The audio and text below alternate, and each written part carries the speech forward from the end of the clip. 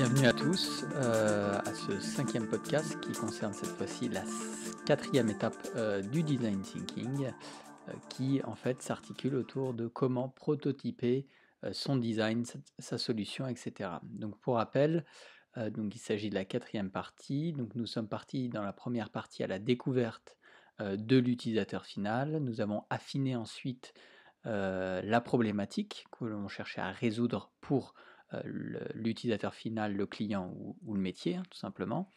Ensuite, nous sommes partis dans une phase d'idéation où nous avons identifié les possibles solutions les plus intéressantes qui amenaient le plus de valeur pour l'utilisateur final.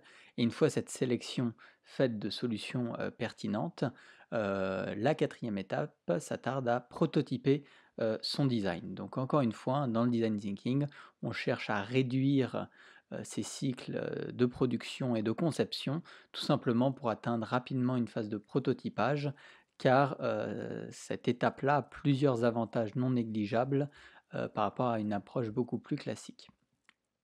Donc dans la phase de prototypage, on cherche à construire rapidement. Alors ça peut être une maquette, hein, ça peut être un dessin, une impression 3D, on peut s'entourer de UX ou d'UI pour des solutions plutôt orientées web ou d'interface logicielle.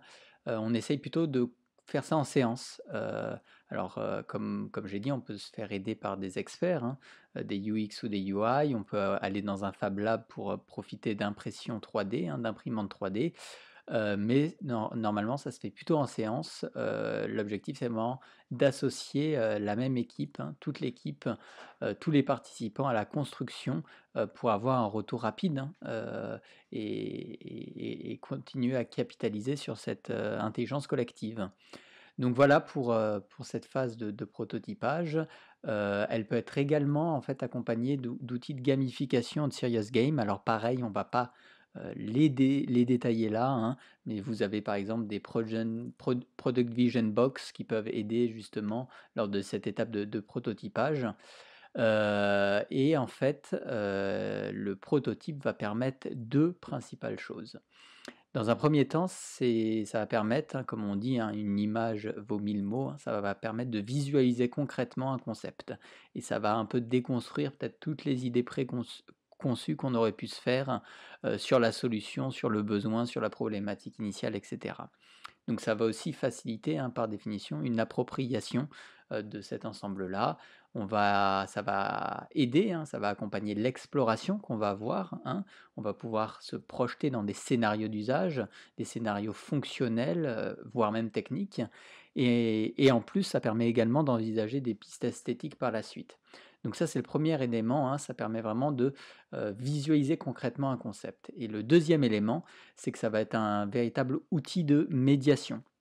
Médiation tout simplement parce qu'on va explorer, on va tester, on va chercher peut-être à convaincre, et puis on va peut-être aussi obtenir au sein du groupe de travail une sorte de validation du prototype ou au contraire des axes d'amélioration qu'on pourrait tout de suite identifier par rapport à cette phase de prototypage et donc de visualisation concrète du concept.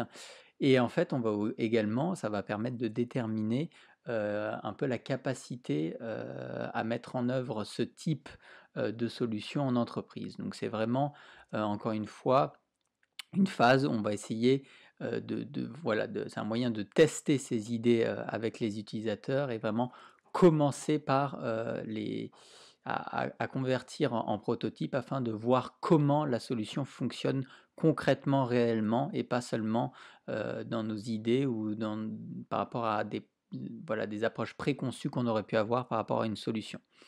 Donc c'est vraiment construire l'idée, le produit et le rendre vraiment beaucoup plus tangible. Donc ça, c'est vraiment les principaux objectifs et avantages de cette phase de prototypage. Et en fait, au fur et à mesure, avec cette approche de prototypage, on va se rendre compte de pas mal de choses, hein, par rapport à la faisabilité, par rapport au fait est-ce que ça répond réellement ou non à la problématique initialement identifiée, etc. Donc voilà pour cette quatrième étape du design thinking qui va de pair en fait avec la suivante, hein. La suivante sera la phase plutôt de test. On va vraiment mettre rapidement en application ce prototype par rapport à un panel d'utilisateurs ou alors sur un marché de niche par rapport à des proches. Voilà, on va vraiment le mettre en application pour recueillir un maximum de feedback pour pouvoir améliorer celui-ci. Donc voilà pour la quatrième étape du design thinking. Nous allons voir donc dans le prochain podcast la phase de test qui est la cinquième, et nous terminerons dans un dernier podcast par identifier les avantages du design thinking et conclure là-dessus. Voilà, je vous remercie à tous.